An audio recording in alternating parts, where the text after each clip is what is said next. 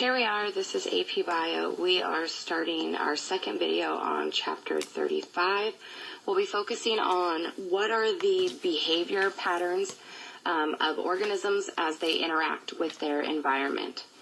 So earlier in first video, we talked about the different types of learning that organisms can do. Habituation, imprinting, spatial learning, cognitive mapping, associative learning, social learning, problem solving. We will discuss each and every one of these types of learning and provide examples of each. So the first type of learning is habituation. And basically that's learning to ignore something that is repeated but unimportant. So for example, if you live in a flight path, so airplanes fly overhead all the time, odds are that after a while, you'll no longer hear the airplanes coming because there's no benefit, there's no cost, there's no danger.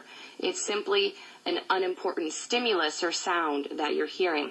And so oftentimes people who say airplanes fly over the house all the time, they'll say, oh, I don't even hear it anymore. That's because of the habituation that has occurred.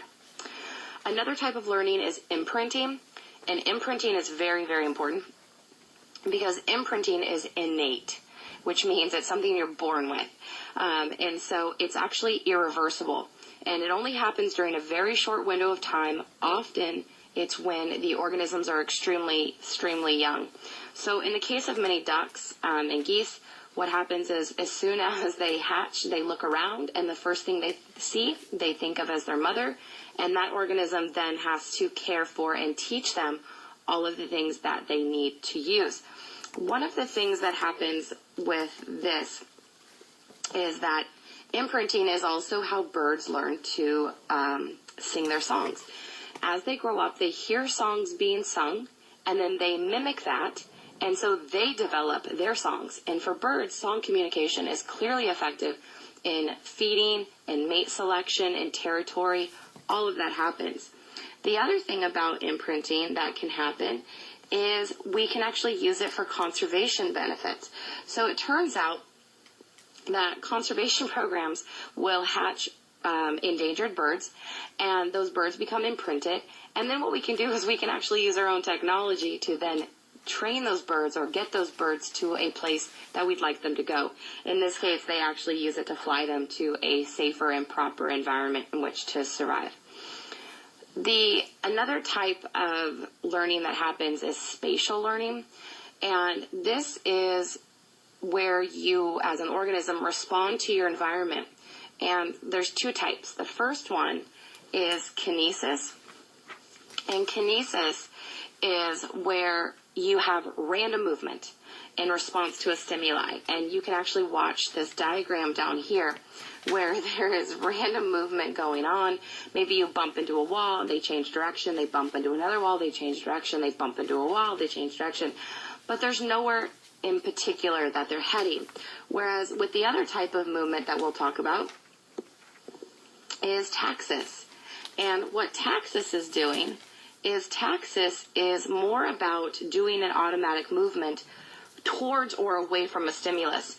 So in the case that we have right here, what we can see is that the fish will often be swimming against the current in the water. And so fish know that based on the feeling of the water current, they know which direction to swim so that they can find the correct spawning site. So kinesis is random and taxis is directed away or towards the stimulus. Now, kinesis and taxis are part of spatial learning. What spatial learning is learning to use landmarks to navigate the environment. So here we have an example. You can see a bee knows that it's laid its nest in the middle of this ring of rocks. Well, so what the bee does is it always goes back to the middle of the ring of rocks.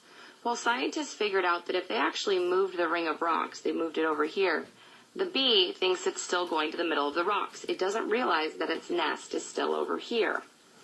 And then what scientists said was, okay, well, I'll keep the ring of rocks in the exact same location, but this time I'll change the shape. Well, again, the bee is looking for a ring. So what's the bee do? It goes to the first ring that it can find, and it can't find its nest. Now, one of the big ideas that's important about this spatial learning is that as we as humans change the landscape, so we do deforestation, we move mountains with our technology, we're actually impacting the spatial learning of all of the organisms that are reliant upon that. And now, migratory animals that travel huge distances are not just looking for a rock or a tree. They're actually using the sun, the stars, huge mountain ranges as a way of understanding where is it that I'm supposed to be going. With the idea of learning, one of them is associative learning. Associative learning is where an animal learns to associate one stimuli or some sort of stimulus and getting a response. And so here's an example of what happens usually for animals in trial and error. This is a wolf. It accidentally went up to a cactus trying to get some nectar or an animal, and it gets stung with all of the pokey things. Now it knows that not to go near a cactus. It's learned the hard way. That's trial and error. However, one of the best examples is currently in dog training, and this is Pavlov's dog. So what happens is you put food in front of a dog, the dog will salivate. You ring a bell, and the dog is like, what are you doing? There's no response. However, if every time you ring a bell, you put food in front of the dog will then salivate.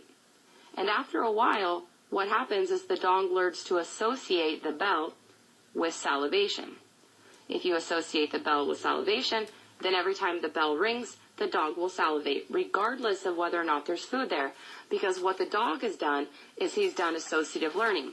He's learned to associate bell, and he thinks that equals food, which means that he will start to drool.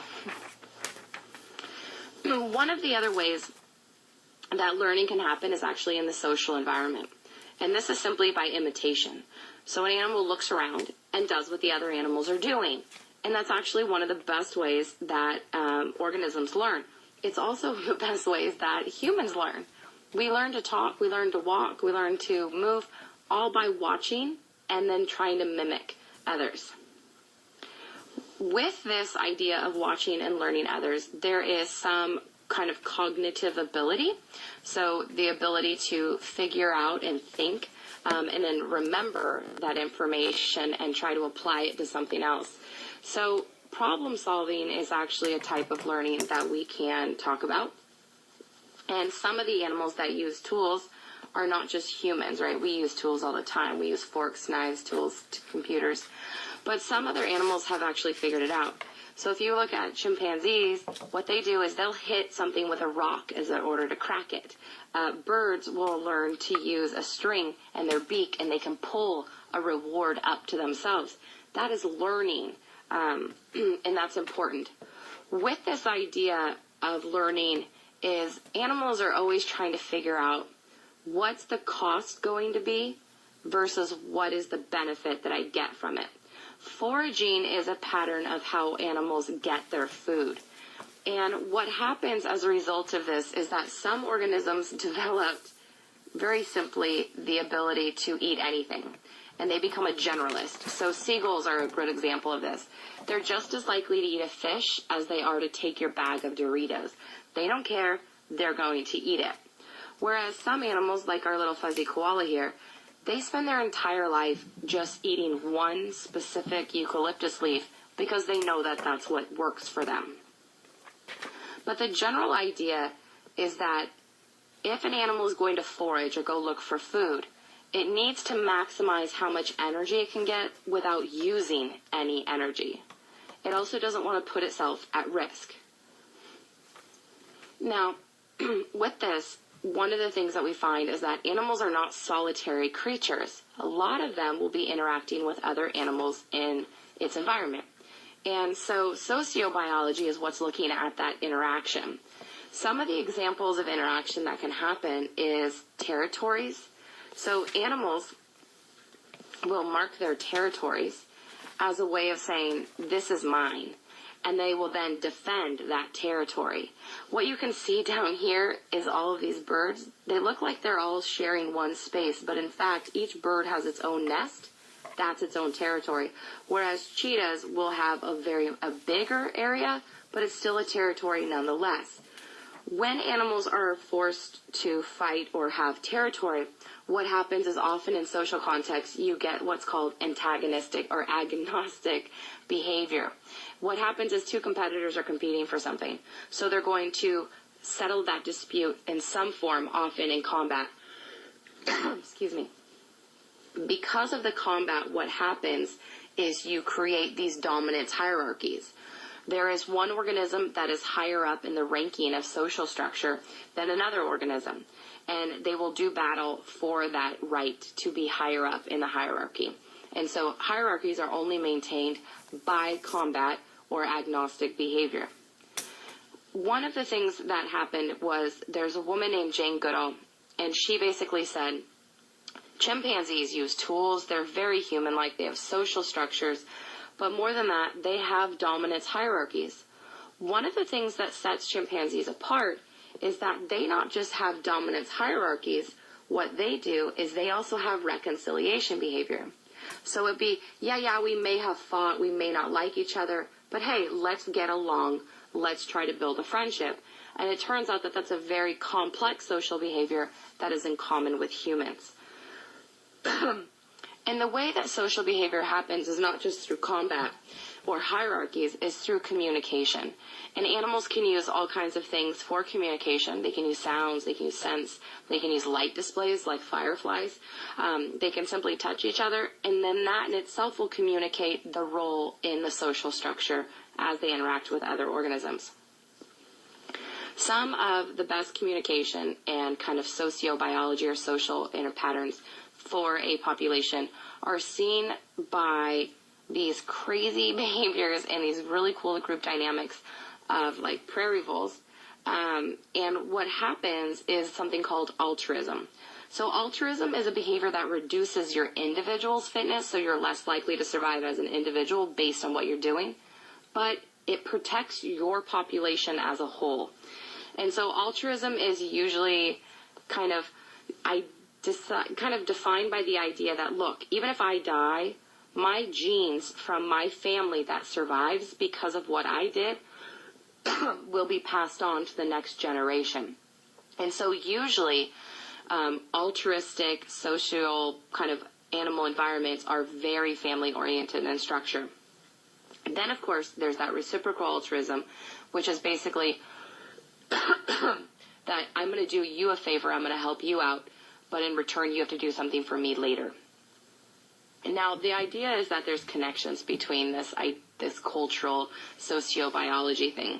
What we have found is from scientists that study humans is that there is genetic basis to how we behave, but it's also strongly influenced by the environment and the learning that we do in our lifetime. And research has suggested that humans that partner up with people that have similar interests are more likely to engage in long, stable relationships, monogamy. And we'll talk about that in later chapters.